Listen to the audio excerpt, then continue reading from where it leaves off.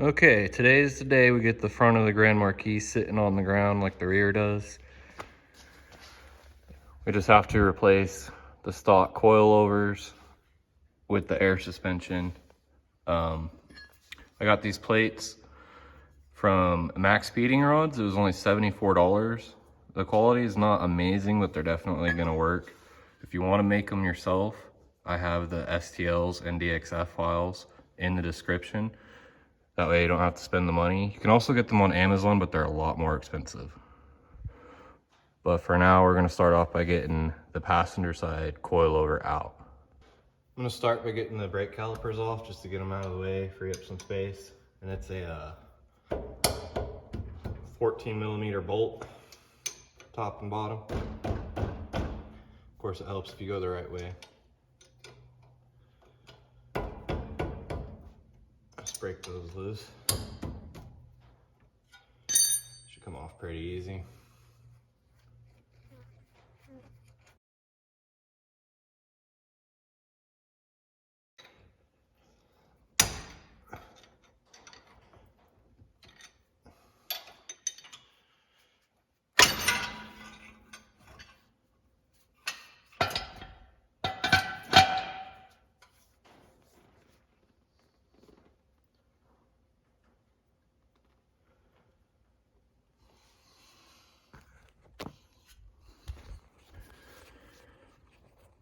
The problem I was having getting them off is there's these little nubs on the brake pads and they were getting caught inside the pistons.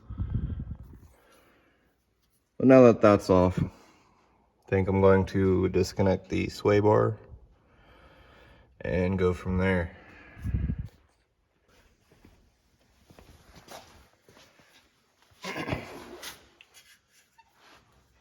The sway bar end link has a 15mm on it, and I'm just using a 1/4 inch to hold it from spinning.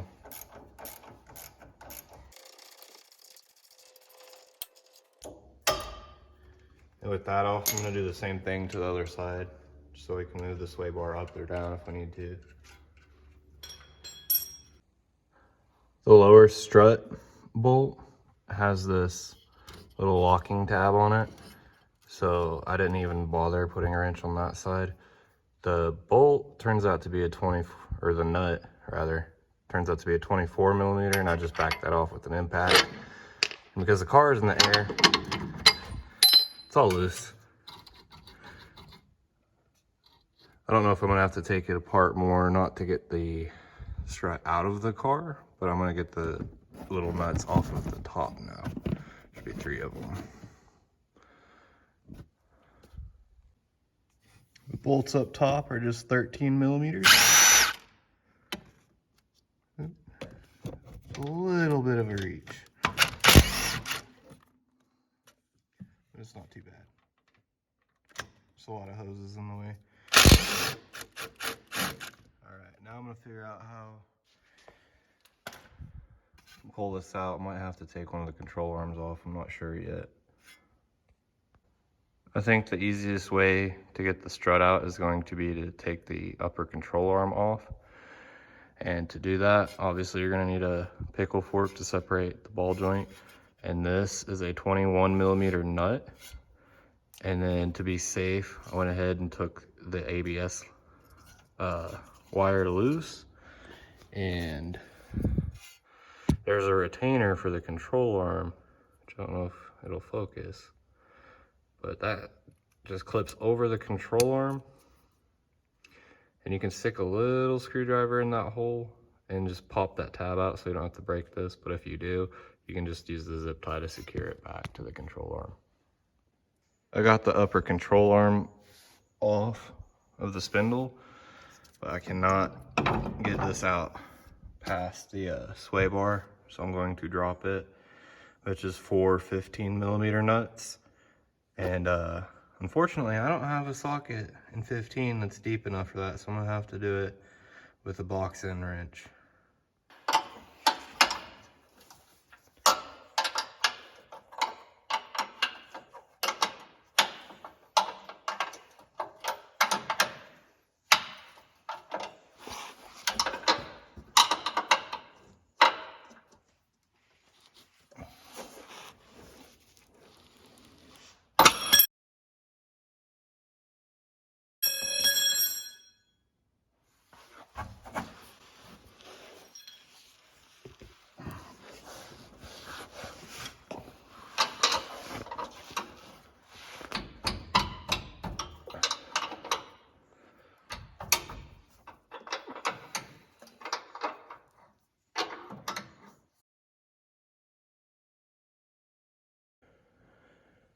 Now that the car is all apart, I went ahead and put the springs together for the front.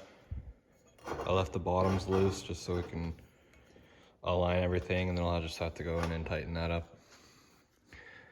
The bolts are 3/8 by 16 threads, and they're 3/4 inch long. And then temporarily I've got 1/4 inch push to connect fittings going into a 1/2 inch adapter on both of them. But it's about time to put these on the car and start putting things back together. I should have test fit these first because they don't actually seat all the way up. They're actually, I don't know if you can see it. This bolt right here, they have clearance for that, but where the metal is thicker, it's just slightly, the bracket's slightly too wide to clear that. So I guess I'm going to shave down the corners right here with a flap wheel or the grinder, because it's just barely not clearing in there. It's close, but not quite. You can see that gap, it's about 3/16 of an inch. So I'm gonna do that. I should have test fit those first, and that's exactly why.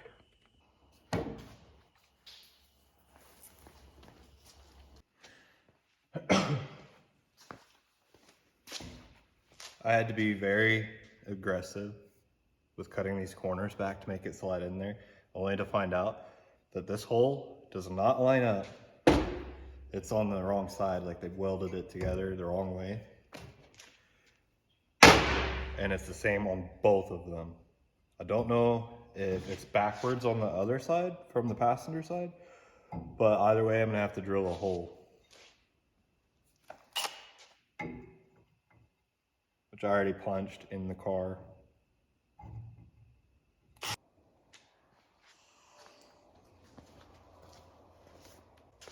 Now that they're both heavily modified, I'm gonna clean them up a little bit and then get to painting them so I can move forward with this. I actually happen to have silver laying around for the Ranger.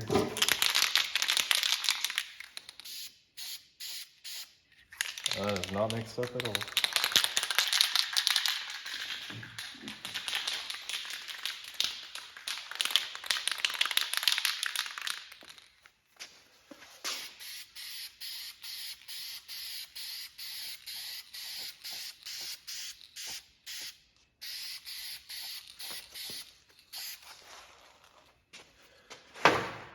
Doesn't have to be super pretty, but definitely got to cover all the bare spots.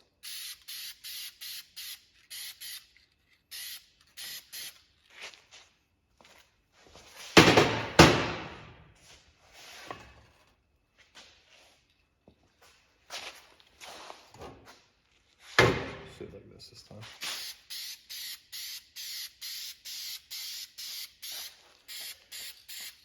It's almost a perfect match.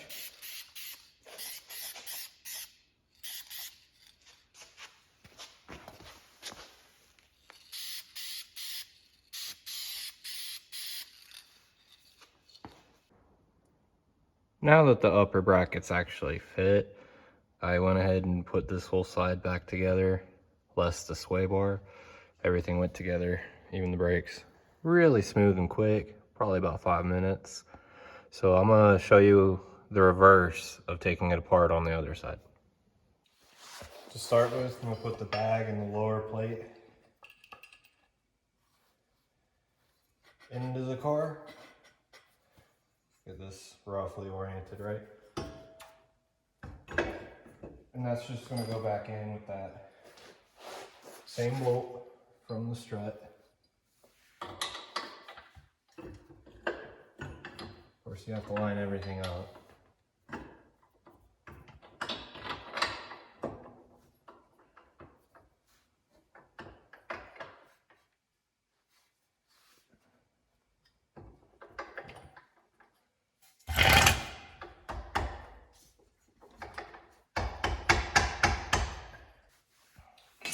Needs a little persuasion.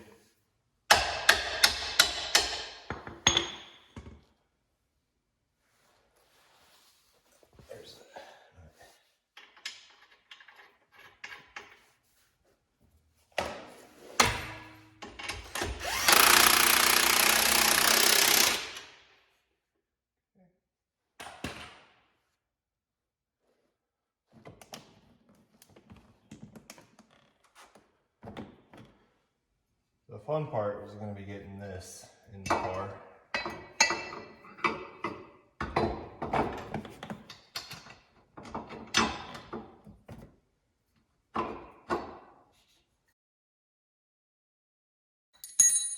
So it turns out that the bolts that were included with this kit for the front are actually to mount the bags, and even then they're a bit long. They're way too fat to go through those holes. So I ran to Tractor Supply earlier, and that's how I got the other side together, and got some 5/16 by 16 bolts and some nylock nuts for them. And I got 2-inch, and honestly, I'd say 2.5-inch is probably a little more appropriate, but 2-inch will work. And it was like $3 for, I just grabbed a shit ton of everything. I don't know why they couldn't include that, but they didn't. Easy fix though. And after even more grinding on this one, I got it back in. So I'm gonna go ahead and snug it down. Now that that's in, it's time to bolt the bag to the top bracket.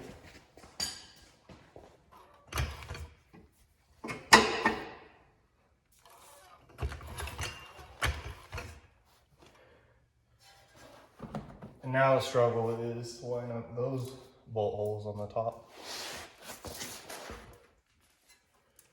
Wasn't too bad on the other side, but it wasn't exactly easy either.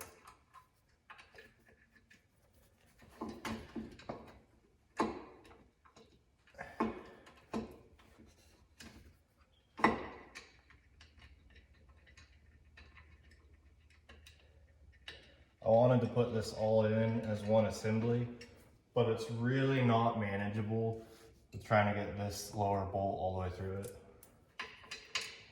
It's just a bad time trying to do it that way.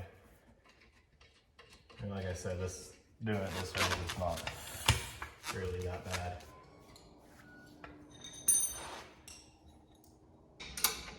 I don't know if I mentioned it or not already, but the bags up front are Airlift Dominator 2500s, and in the rear I installed 2600s. I was kind of concerned that the 2600s would not clear the control arm up front, but looking at it now, I'm pretty sure they would just fine.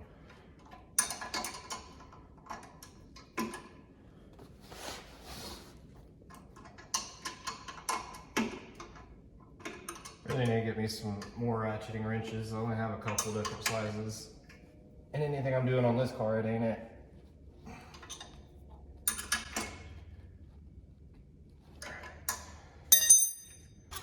Next order of business is going to be to put the ball joint back into the hub carrier.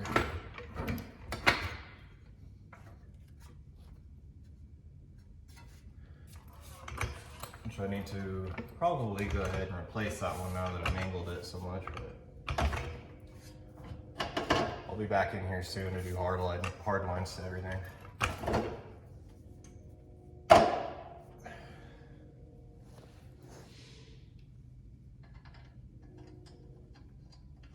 It also doesn't help that almost nothing on the suspension can be reached with a ratchet.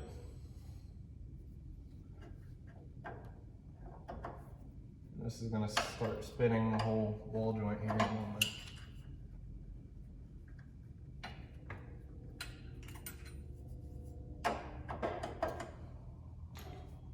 To get around that, you can put an Allen kit. This is a 7/32. I'm not sure it's exactly right, but put that in the ball joint and that'll stop it from spinning.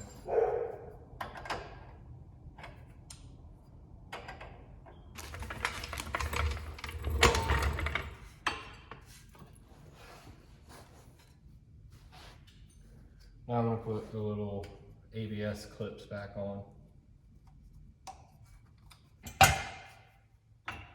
Go ahead and put the brake caliper back on.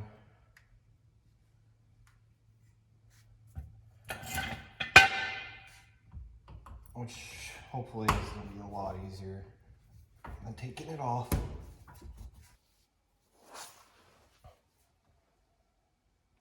It's not having it.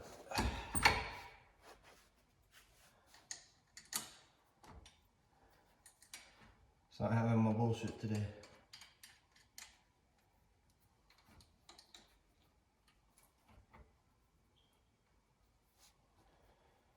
Yeah, I believe these were 14 millimeters.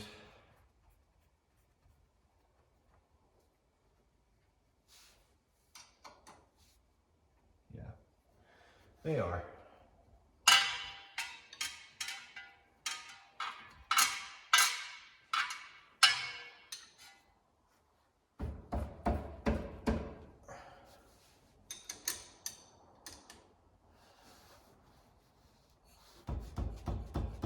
All right. And that is everything together. So with the sway bar back in, it's rubbing on the bag even though it is a 2500. And if I put the end link back in, the nut's gonna be going straight into the bag and that's just gonna wear a hole into it immediately. So I'm gonna take it off and I'm gonna have to figure out a solution for that another day.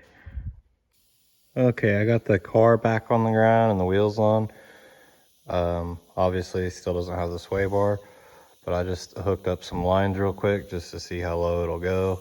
And these wheels are not gonna work.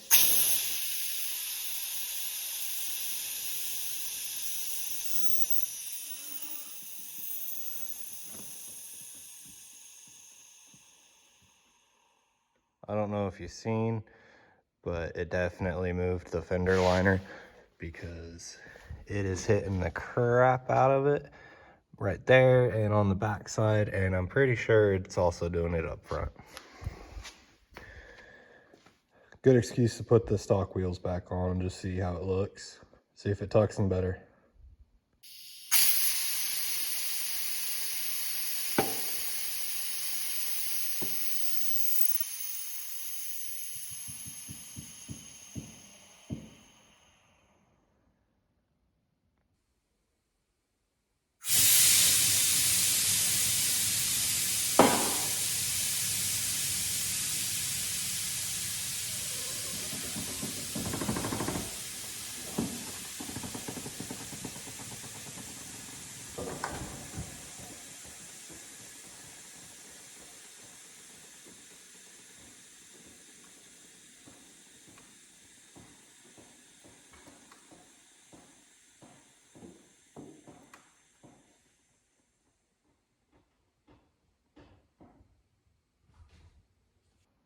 Now that the front is done, obviously the car sits very low.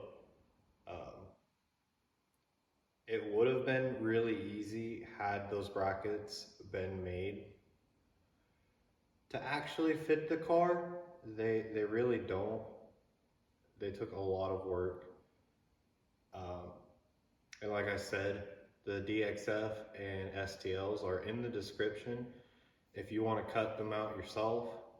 I did actually take those blocks in the strut brace into account when I designed them in CAD, and it'd save you a little bit of money if you made them yourself.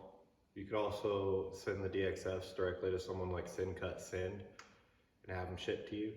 That would probably cost a little more than just buying this MaxpeedingRod kit, which was $74. But it would definitely be a lot less of a pain in the butt. Next week, it's gonna be setting up a very basic air system in the trunk of the car. Like I said, one day this car will be getting 1/2-inch hard lines all the way around, but I'm balling on a budget here, and that's just not in it yet. Thanks for watching.